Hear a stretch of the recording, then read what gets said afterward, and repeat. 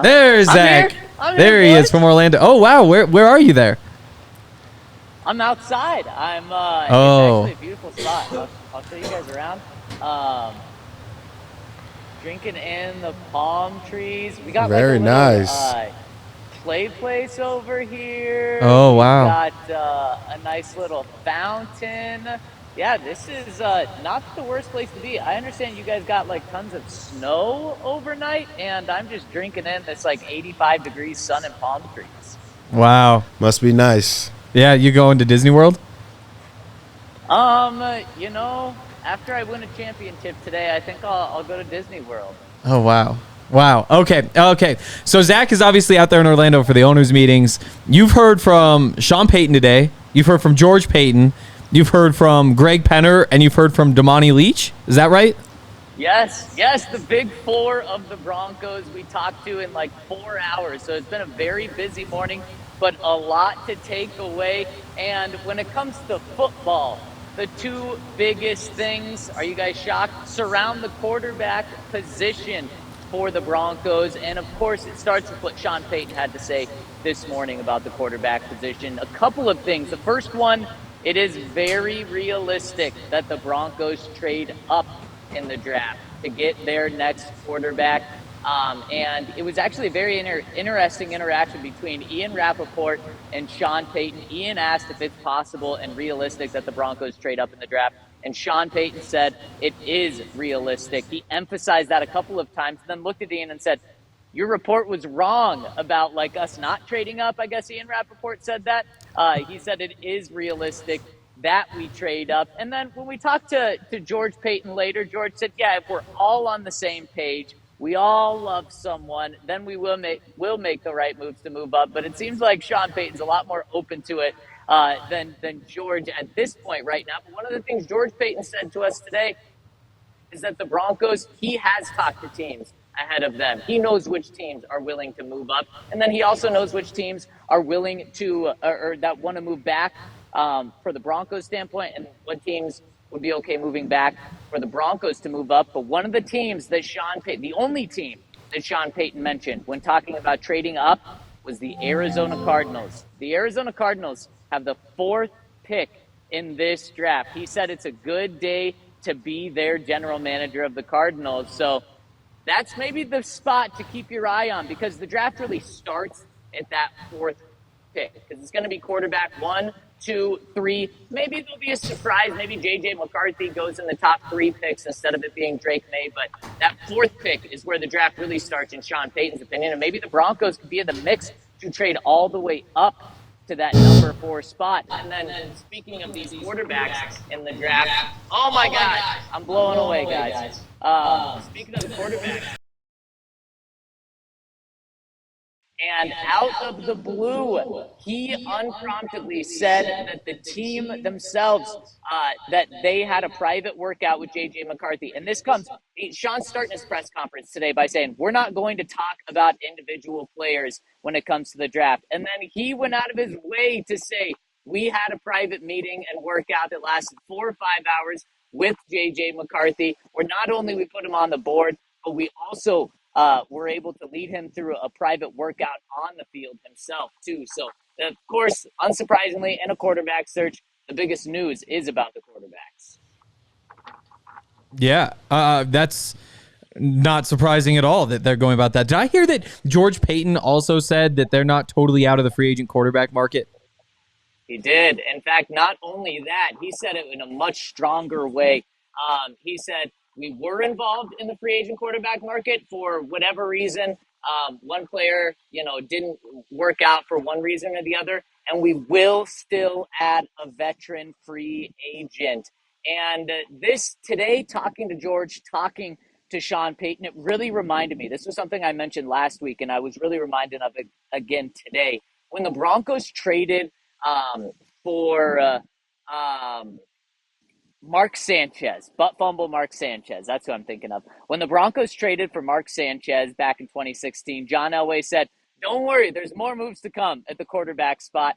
That's kind of the messaging that I got today from Sean Payton and George Payton. Like, yes, we do have Jared Stidham and Ben DiNucci. We haven't made any moves in free agency. We haven't made a trade. But don't worry, more moves are on the way, and everything is pointing to those moves. The big one being in the draft. After today, I would be shocked if the Broncos don't use their first round pick on a quarterback.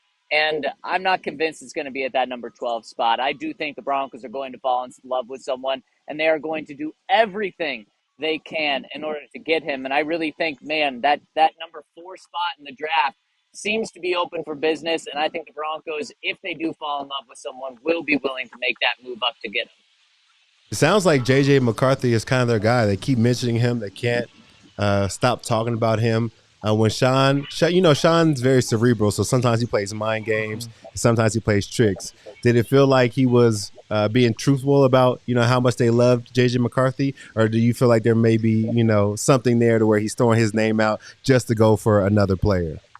Yeah, that's a great point, Todd. Like, of course, he doesn't want to come out today and say, my guy is absolutely JJ McCarthy. So when you do see him go out of his way to talk about one player, you do think, is this a mind game like you're talking about? Is this smokescreen season? Is this Sean trying to get Bo Nix or Drake May to fall to him and maybe encourage the Vikings, who are sitting at 11, to go trade up to get JJ McCarthy? Putting these things out there, that would be a very Sean Payton thing to do, is play this game, which does happen in the NFL. And so this is something that we're going to have to piece together. Is their love for JJ McCarthy, or what seems to be their love for JJ McCarthy, is it real, or is this all part of the game? But I do absolutely think that Sean is falling in love with the quarterback in this draft, and there will be a big trade up. Now, you look, Jaden Daniels, I think, is going to go number 2. Obviously, Caleb Williams, number 1. I don't think, when I look at Drake May, I don't think that is a Sean Payton fall in love type of quarterback. He's more of the physical tools than the mental tools. And when talking to Sean again, he pointed to it again and just said how important processing is, accuracy, those things. He actually pointed to something that we've had a conversation about, that the combine. He says a lot of people, the combine has changed so much in terms of the way that quarterbacks work out at the combine. Now it's all about seeing who can throw the farthest. He says that stuff doesn't matter. It's about, the 5-yard completions. Can you make these quick reads? Can you make these quick decisions? Are you accurate on those? And so to me, and once again, another thing I'm learning from Sean is the physical tools just don't matter nearly as much to him as they do some other people, including John Elway. Paxton Lynch was all about the physical tools. He had every physical tool you could want. He was fast. He was big. He had a strong arm. And clearly that didn't work out. It doesn't mean that the Josh Allens of the world don't work out as well, but that's not what Sean Payton is going to be blown away by in a quarterback. It's about the mental tools and the processing. And that's why having these private workouts is so important. And it was actually kind of funny because we talked to George Payton after Sean Payton, and George goes, yeah, thanks to Sean for telling the world that we met with JJ McCarthy. And I thought that was a fun little banter coming from the GM. Yeah. He also talked about trading back. Sean did. And not deeply, but the quote was something like, everybody says, you guys can just trade back and go get this guy, but we don't necessarily know that we can do that. Right, exactly. And that's why I just absolutely do not think that's going to be the case, especially if it's a quarterback. And I think the Broncos are in a really good spot at number 12. If they don't want a quarterback, they're in a great spot to land a Brock Bowers. I mean, that might be the guy that falls in this draft, but it's just hard for me to put myself in that situation where the Broncos aren't going after a quarterback. And that's why I would just be shocked if, one, they traded back to get a quarterback, or if they really stay at 12. I think they are going to try to make that jump up. I don't think that's smoke. I think that's reality of what they want to do and are going to do. Yeah. He also he threw out the like only 1 or 2 of these quarterbacks are going to wind up being successful. Like sometimes you have a fluky year where it's more than that, but they seem to be approaching it that way, that there's 1 or 2 and they're going to find the 1 or 2 and do what it takes to get one.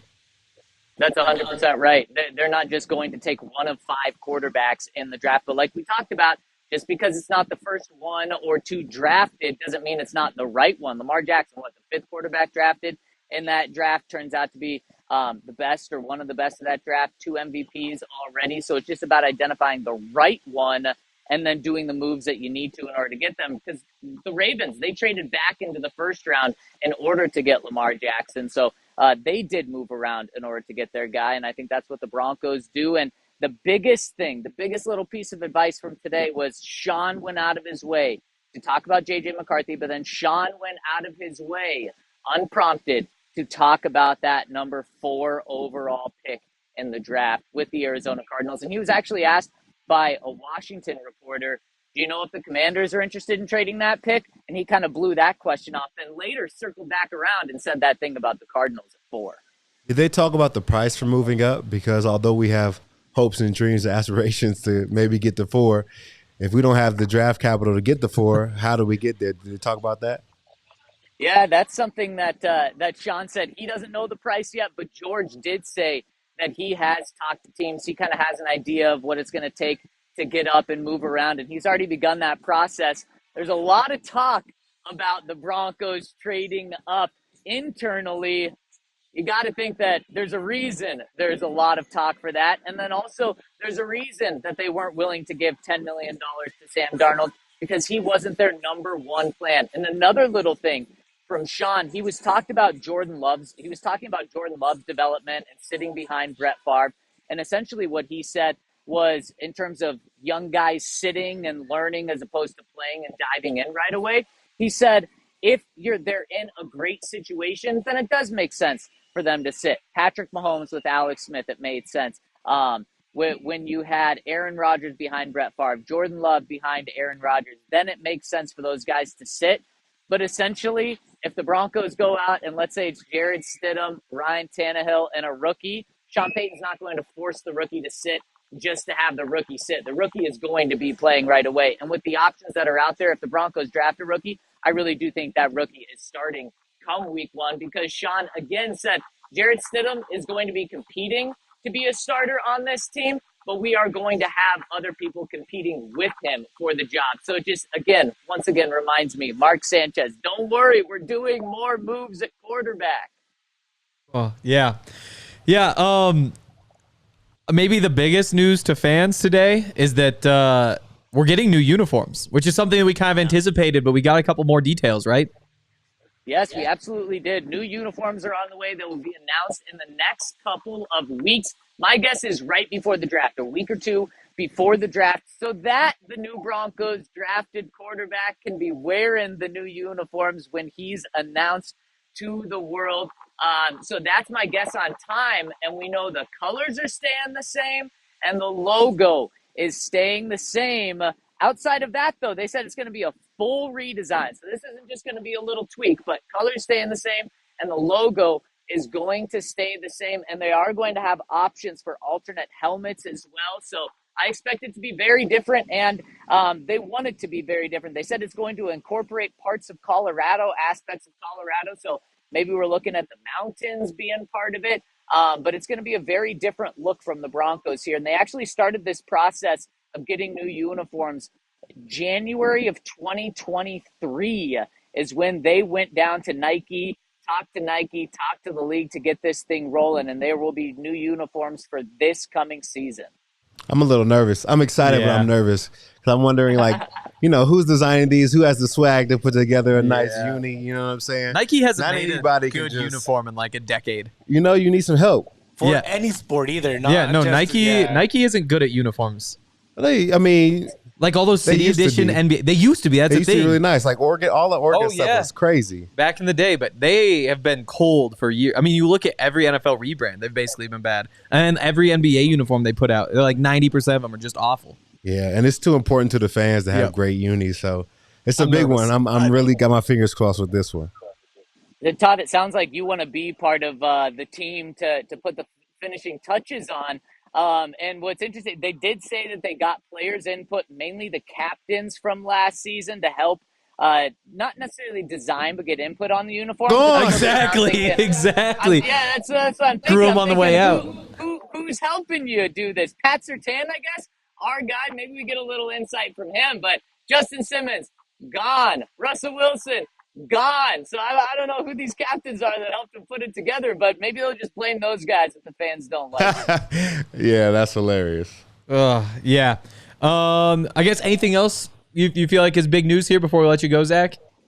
Yeah, let's think. I mean, trying to process like over an hour of conversations that we had. It's all about the quarterback, guys. And interestingly enough, George and Sean and Greg actually all talked about the really good relationship that George and Sean Payton have together. But they all talked about Cody, um, Cody Ray Rager. No, it's not Rager. It's Rager. They Good talked to about know. him, the new guy that they hired from the New Orleans Saints to be part of the player personnel. Sean said he was the best college evaluator in New Orleans when he was there. It sounds like a guy that if George Payton doesn't work out, that they would just promote from within to be the GM. Sean said that anytime in day 3, he would go to him and make sure that he had watched a player that they were going to select and made sure that he liked him. So that's a big change and a big addition in Sean Payton's eyes, and it's just something to keep your eye on moving forward. An up-and-coming guy that Sean Payton really likes. Wow. Very cool. All right. We'll let you go. Thanks, Zach. Right, fellas? So one more question, actually. So you're going to be calling back in tomorrow, right? Let's do it. What's going to be new between now and tomorrow? What should we be excited for? It's a good question. Tonight there's a little mixer. So let's see if I can pull some things out of this mixer tonight. That's typically where the good, juicy stuff comes from anyways. Okay. There it is. Well, have fun mixing, Zach, and we'll see you tomorrow. All right. See you, fellas.